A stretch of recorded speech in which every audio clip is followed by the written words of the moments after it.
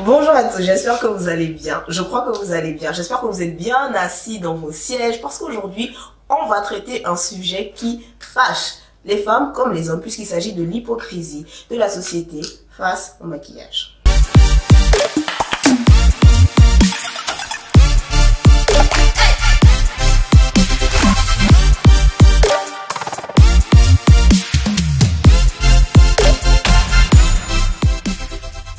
Alors, le maquillage a toujours été critiqué, bien qu'il existe depuis longtemps. Les hommes, comme les femmes, se maquillent depuis très longtemps, depuis l'Antiquité. On a des documents qui nous relatent que les hommes comme les femmes se maquillaient depuis toujours. Sauf que, aussi bien le maquillage existe depuis longtemps, et les critiques face au maquillage, elles aussi, existent depuis très longtemps. Il y a des personnes, par exemple, comme Platon et Socrate, que vous connaissez très certainement bien, pour les avoir étudiés à l'école en philosophie. Et ces deux philosophes pensent par exemple que le maquillage n'est qu'une vulgaire tromperie.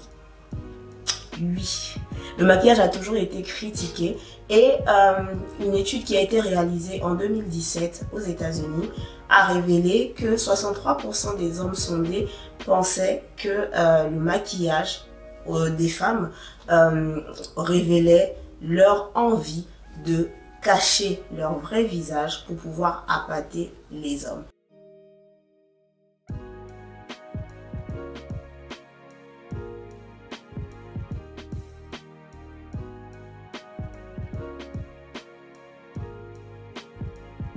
Nous allons repartir quelques minutes en arrière dans le temps.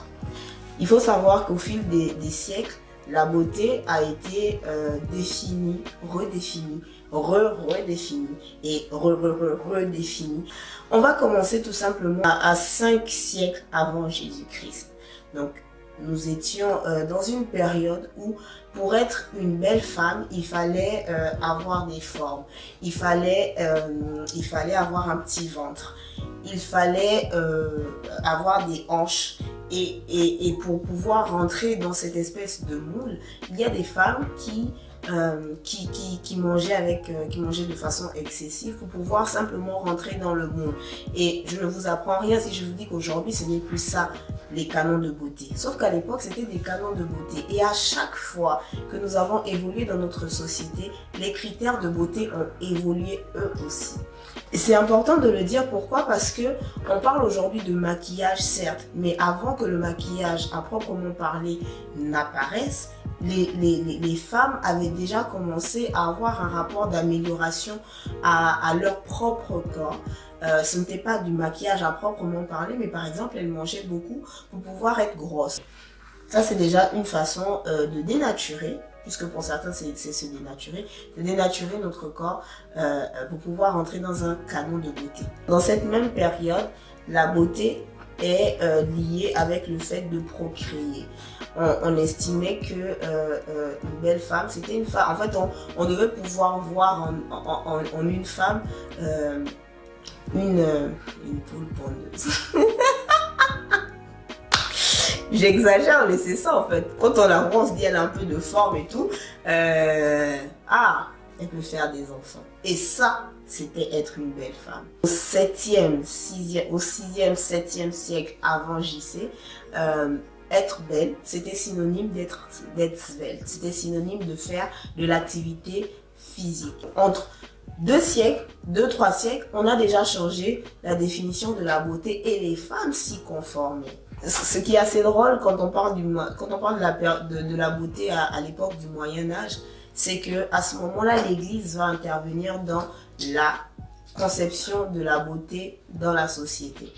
En fait, l'Église avait décidé que se maquiller, c'était se dénaturer, c'était dénaturer la création de Dieu. Et donc, pour ne pas le faire, il ne fallait absolument pas se maquiller. Et en plus de ça, il y avait des critères de beauté. Il fallait avoir des petits seins qui, s'il vous plaît, devaient être écartés. Moi, quand j'ai lu ça, j'étais totalement choquée. Comme si les femmes choisissaient d'avoir les seins qu'elles ont. Bref. Bref. Il fallait avoir les épaules larges et il fallait avoir un ventre rebondis. Si j'étais à cette époque-là, bon, peut-être pas sur tous les critères, mais pour le ventre, je crois que j'aurais été une belle femme. Donc au Moyen-Âge, en plus d'avoir le petit ventre rebondi, il fallait aussi être blonde et avoir le teint hyper pâle. Bon, pour le teint pâle, je crois que ça n'aurait pas pu marcher au Moyen-Âge pour moi si je vivais en France. Et donc là, je suis en train de parler des critères de beauté en France. Je ne suis pas en train de vous parler de ce qu'il en était dans le monde entier. Et si je pars aux États-Unis, c'est encore toute une autre histoire avec l'esclavage, avec la ségrégation, etc., etc. En fonction des époques, la définition de la beauté pouvait varier du simple fait qu'on soit une femme blanche ou une femme noire. Déjà, on n'avait pas la même conception de la beauté. Et en plus, on n'avait pas accès aux mêmes outils pour se faire belle. Donc, c'est encore toute une autre histoire. Venons-en à la période de l'Antiquité. Faisons un petit tour en Égypte où le maquillage était utilisé à des fins médicinales. Donc, on pouvait utiliser déjà ils avaient des pigments assez particuliers qu'ils prenaient dans la nature, etc., etc. Et par exemple, ils mettaient ce qu'on appelle aujourd'hui le col. Et ben ça protégeait leurs yeux du sable. Et quand on était un roi, on se maquillait énormément. Et chez eux, le maquillage avait encore une autre portée lorsqu'elle était à des fins mortuaires. Parce que quand ils mouraient et qu'ils allaient dans l'au-delà, pour eux, ils allaient croiser je ne sais plus trop quel dieu là-bas. Et il fallait qu'ils aient un aspect juvénile. Et donc le maquillage était utilisé pour leur donner un aspect juvénile. Donc d'une société à une autre, les critères peuvent changer et les objectifs pour lesquels, les raisons qui poussent en tout cas à se maquiller peuvent aussi évoluer. Alors venons-en à la période de la Renaissance. À cette période-là, les femmes en France découvrent vraiment le maquillage puisque elles vont utiliser de la poudre de riz pour avoir le teint blanc, mais vraiment blanc. Il fallait être blanc jusqu'en, comme disent les Ivoiriens, il fallait vraiment être blanc de chez blanc. Elles vont utiliser des fards à paupières, elles vont utiliser du vermillon pour pouvoir voilà, maquiller leurs paupières, pour pouvoir colorer les ongles, en guise de fard à joues aussi. Elles vont utiliser énormément d'artifices en fait. Et c'est le grand retour aux rondeurs. Alors que tout à l'heure on parlait déjà de revenir à un corps svelte, voilà, de faire de l'exercice physique, etc., etc. Et là on revient aux rondeurs. Il fallait être ronde, il fallait avoir des formes parce que c'était synonyme de bonne santé. Lol. Aujourd'hui, être ronde, c'est que tu es en très mauvaise santé, que tu manges très mal.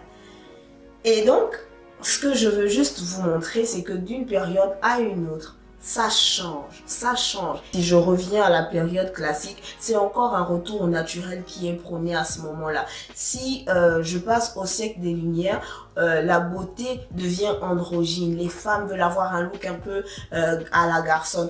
Bref, on pourrait faire des heures et des heures à parler de la représentation de la beauté au cours des siècles. Aujourd'hui, quand j'entends que 63% des hommes pensent que les femmes veulent se maquiller uniquement pour pouvoir les appâter, je suis un peu étonnée. Moi, ça me fait rigoler. Pourquoi? Parce que lorsque deux femmes se rendent à un entretien d'embauche, quand l'une est maquillée et que l'autre ne l'est pas, le recruteur a davantage envie de faire confiance à celle qui n'est pas maquillée. C'est psychologique en fait. C'est drôle parce qu'aujourd'hui, même dans la sphère professionnelle, le maquillage crée des inégalités. Les femmes qui sont maquillées paraissent beaucoup plus compétentes. On a envie de leur donner des responsabilités, on a envie de leur faire confiance.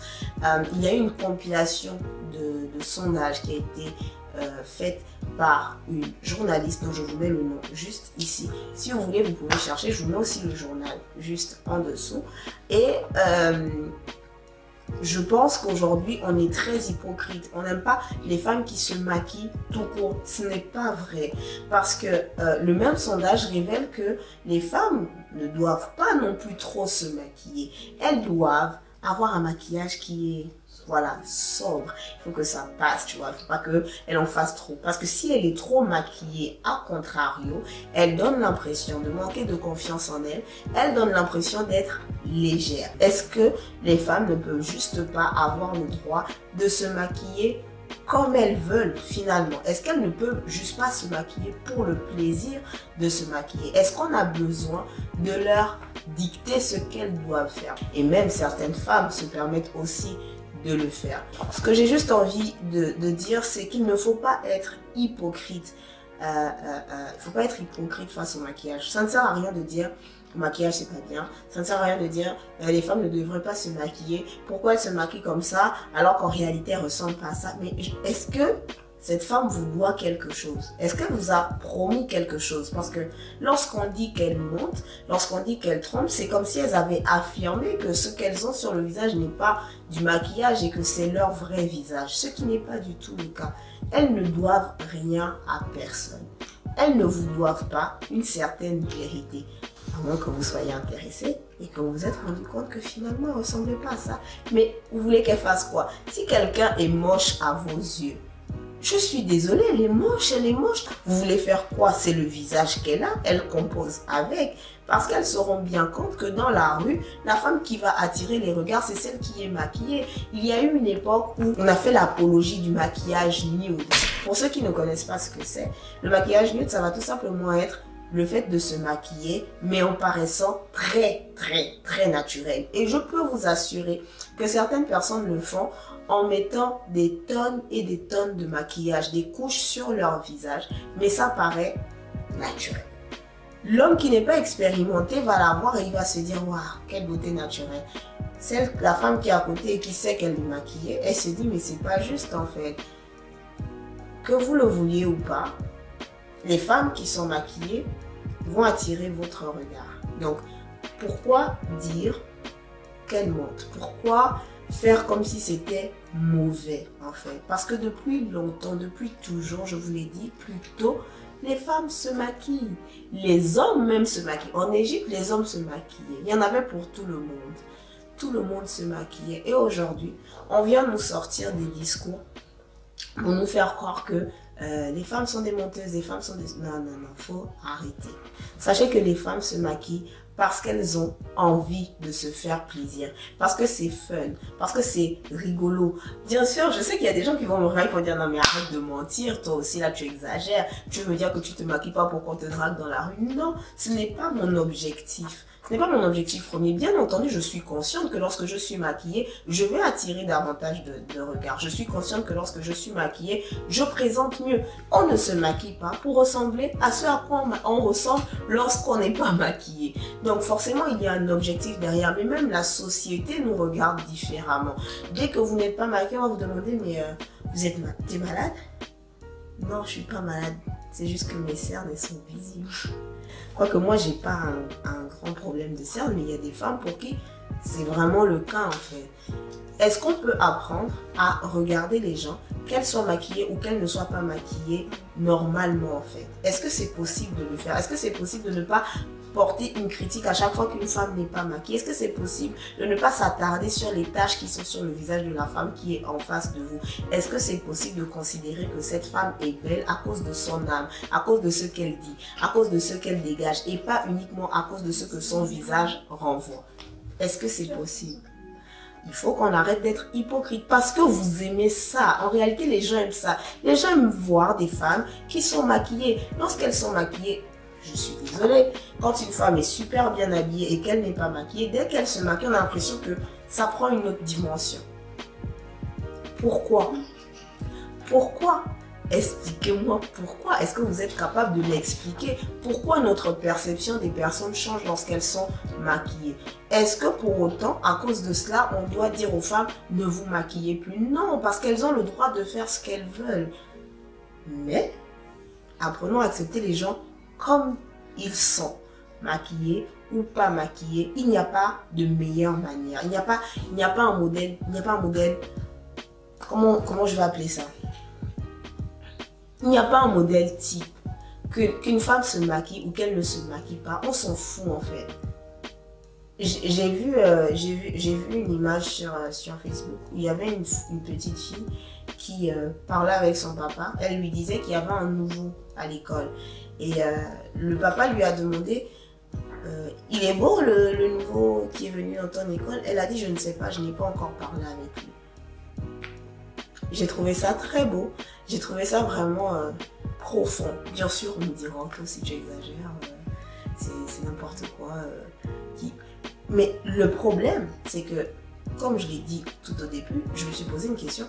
Est-ce que la société ne nous renvoie pas, ne nous donne pas une définition aujourd'hui de la beauté que nous avons acceptée. Est-ce qu'aujourd'hui on sait même ce qu'on aime ou on aime juste ce qu'on nous a appris à aimer parce qu'on le voit tous les jours. Quand vous allez sur Instagram, encore une fois, j'ai vu sur Facebook ou sur Instagram quelqu'un qui a dit qu'avant d'aller sur Instagram, il doit se laver et se parfumer parce que là-bas, le niveau est trop élevé. C'est pour vous dire que sur Insta, les gens travaillent leurs images, les gens travaillent les photos, les gens, on est dans un perfectionnisme, une image hyper lisse de la femme, du visage, et en plus c'est hyper sexualisé. Quand on voit ça à longueur de journée et quand on ne voit que ça ne peut qu'avoir une incidence sur notre façon de concevoir la beauté. Et on voit ça tellement tous les jours qu'on s'attend à ce que la femme qu'on voit dans la rue ou qu'on a à la maison doit ressembler à ça sans pour autant être maquillée parce qu'on ne veut pas qu'elle ait des artifices. On a envie qu'elle soit comme ça naturellement. Et c'est faux, ça n'existe pas. C'est faux. Je ne dis pas qu'il n'y a pas de belles femmes, je ne dis pas que les femmes ne peuvent pas être belles au naturel. Mais ce que je veux dire, c'est que le fait de voir tout le temps un type de femme, un type de maquillage, un type de, que ce soit à la télé, que ce soit sur les réseaux sociaux, que ce soit dans les bouquins, que ce soit dans les panneaux, sur les panneaux publicitaires, que ce soit dans les magazines, etc., etc., au final, ça modifie nécessairement notre perception de la beauté, notre rapport à la beauté. Et donc, il faut faire gaffe à comment nous jugeons les gens qui sont en face de nous. Quelqu'un qui a des taches n'a pas forcément demandé à avoir des taches, vous savez. Quelqu'un qui a un gros nez, elle ne l'a pas commandé sur Amazon. C'est pas fait exprès. Vous pouvez pas la juger pour ça. Et on veut que les femmes ne se maquillent pas, mais est-ce qu'on est prêt à les accepter quand elles ne sont pas maquillées? Parce que quand même, d'apprendre que ça peut jouer très fortement pour un entretien d'embauche, c'est ouf. Je ne sais pas si vous vous rendez compte de combien c'est délirant. Bref. Je crois que j'ai assez parlé. Je pense qu'on va s'arrêter par là pour aujourd'hui. Et on va revenir dans une autre vidéo. J'espère en tout cas que cette vidéo vous aura plu. J'aimerais bien que vous me donniez vos avis. Qu'est-ce que vous pensez du sujet? J'aimerais vraiment avoir les avis de tout le monde. Que vous soyez un homme, que vous soyez une femme. N'hésitez surtout pas à me donner vos avis en commentaire. Et bien entendu à liker, à partager. Et je vous fais de gros bisous. À bientôt.